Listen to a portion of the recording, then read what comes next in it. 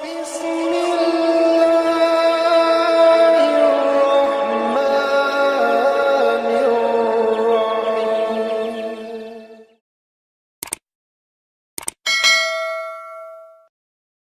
بسم اللہ الرحمن الرحیم. ملفوظات حضرت مولانا ابرار حق صاحب رحمۃ اللہ علیہ پڑھ کر بتایا جا رہا ہے. ارشاد فرمایا کہ جس طرح ماں باپ احسانات کے سبب اپنی اولاد کو جب ڈانٹتے اور مارتے ہیں تو لائق اولاد بھی اور تمام عقلاء زمانہ بھی اس کو شفقت اور محبت سمجھتے ہیں. اسی طرح حق تعالی جو رات دن بے شمار احسانات فرما رہے ہیں اور وہ ہمارے خالق اور مالک بھی ہیں، تو ان کی طرف سے اگر ہمارے طبیعت کے خلاف امور رنج اور غم اور تکلیف کے پیش آ جاوے تو اس وقت بھی راضی رہنا اور ان کی اطاعت میں لگے رہنا اصل ابدیت ہے. یہ نہیں کہ جب تک حلوہ ملتا رہے محبت اور اطاعت، اور جب حلوہ بند ہو جائے تو شکایات. حلوہ کھلا کر امتحان نہیں ہوا کرتا، امتحان محبت کا تو تکلیف میں ہوا کرتا ہے. حضرت اسماعیل علیہ السلام کی ابدیت اس کم عمری میں اللہ اکبر کس مقام پر تھی کہ گردن پر چھری چلنے والی ہے اور باپ سے فرما رہے ہیں ستجدنی انشاءاللہ من الصابرین. ذبح میں کس قدر تکلیف ہوتی ہے مگر راضی ہے. عشق کے دعوے پر ایک حکایت مثنوی میں مذکور ہے. ایک شخص ایک عورت کے پیچھے پیچھے پھر رہا تھا. اس نے پوچھا یہ کیا ہے؟ اس نے کہا میں تجھ پر عاشق ہوں. اس نے کہا پیچھے دیکھ میری بہن مجھ سے بھی خوبصورت آ رہی ہے. اس نے فوراً پیچھے دیکھا، بس اس نے کہا اے جھوٹے بے شرم، اگر تو اپنے عشق دعویٰ میں صادق تھا تو غیر پر کیوں نظر ڈالی؟ اس حکایت سے ہمارے حالات کا پتہ چلتا ہے. حق تعالیٰ سے محبت کا دعویٰ ہے اور غیر حق سے بھی دل لگائے بیٹھے ہیں. از مرتب قلب کو خدائے پاک کے سپرد کر دینا ہے اصل ابدیت ہے.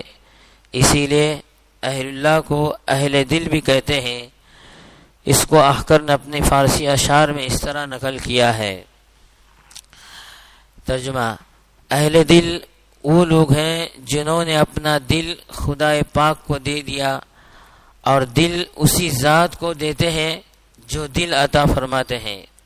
یعنی اپنی تمام خواہشات کو حق تعالیٰ کی مرضیات کے تابع کر دیتے ہیں، کیونکہ دل ہی مرکز اور ظرف خواہشات کا ہے. پس ظرف مع مظروف فدا کر دیتے ہیں. پس یہاں ظرف بول کر مظروف مراد لینا یعنی تسمیۃ المظروف باسم ظرف از قبیل مجاز مرسل ہے.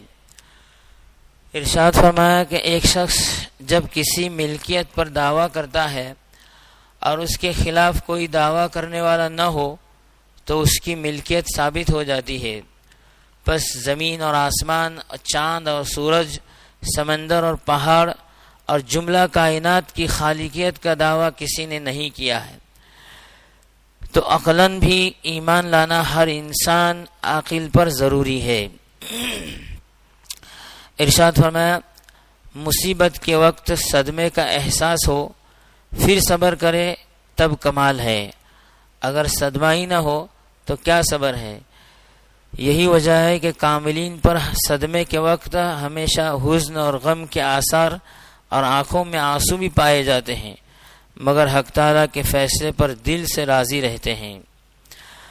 برعکس بعض مغلوب الحال صوفیاء اکرام کے حالات غم میں وہ الگ ہوتے ہیں.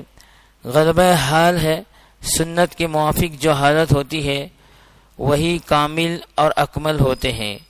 اور رسول اکرم صلی اللہ علیہ وسلم سے اپنے بیٹے حضرت ابراہیم علیہ السلام کے انتقال پر آنسو بہانا اور اظہار غم کے لیے یا ابراہیم انکم بفراق میں محزونون فرمانا ثابت ہے. تکالیف میں بھی حق تعالیٰ سے راضی رہنے پر بڑا انعام ہے.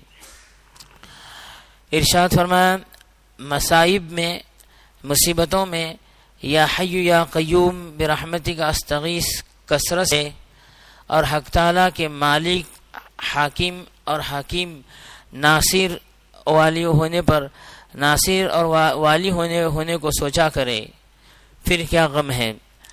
احقر نے کھانے کے وقت قالین بچھانا چاہا تو ارشاد فرمایا کہ نہیں، مت بچھاؤ، کھانے کی سطح سے کھانے والے کی سطح ذرا بھی بلند نہ ہونی چاہیے، یا تو پھر اتنا بڑا قالین یا کوئی فرش ہو جس پر دسترخوان بھی بچھایا جا سکے۔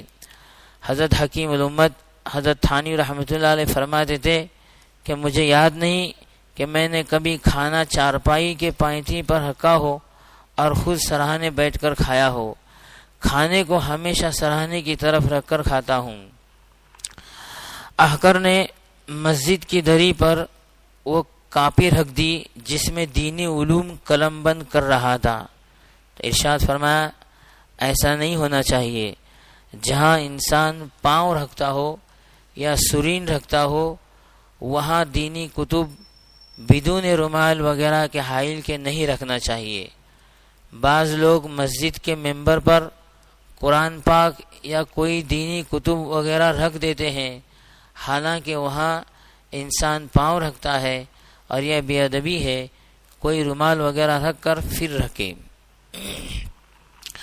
از مرتب بعض لوگ قرآن پاک پر چشمہ یا قلم یا ٹوپی وغیرہ رکھ دیتے ہیں، ایسا کرنا کسی دینی کتاب پر بے ادبی ہے۔ چہ جائے کہ قرآن پاک جو رب العالمین کا کلام ہے، اسی طرح قرآن پاک پر حدیث شریف کی کتاب نہ رکھے اور کتب فقہ کو حدیث پاک پر نہ رکھے اور تصوف کی کتابوں کو کتب فقہ پر نہ رکھے۔ اسی طرح جس عریضے میں کسی فقہی مسئلے کا استفادہ کرے اس میں تصوف کے مسئلے کا سوال نہ کرے۔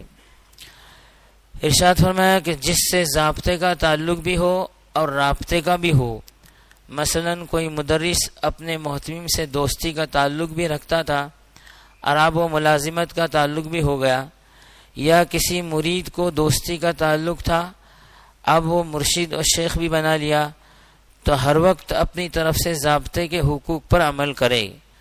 ہاں، جب کسی وقت صراحت سے یا قرائن غالبہ سے رابطے کے حقوق کے لیے اس کا لطف و کرم اجازت دے تو پھر اس وقت رابطے کا معاملہ کرے، ورنہ پھر اسی ضابطے پر عود کرائے۔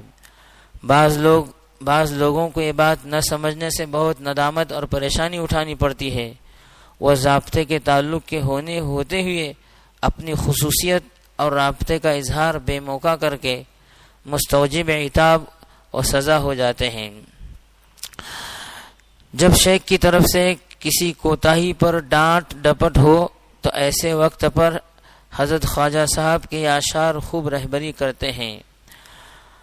میں ہوں نازک طبع وہ ہے تندخو، خیر یہ گزری محبت ہو گئی۔ ان اشعار میں یہ ہدایت ہے کہ اگر مرشد اصلاح کی غرض سے ڈانٹے تو اپنی نادانی سے دل گرفتہ نہ ہو اور اسی میں اپنا باطنی نفع سمجھے۔ اگر ہر زخم سے طالب پر کینہ ہوگا تو بدون سیقل کس طرح آئینہ ہوگا۔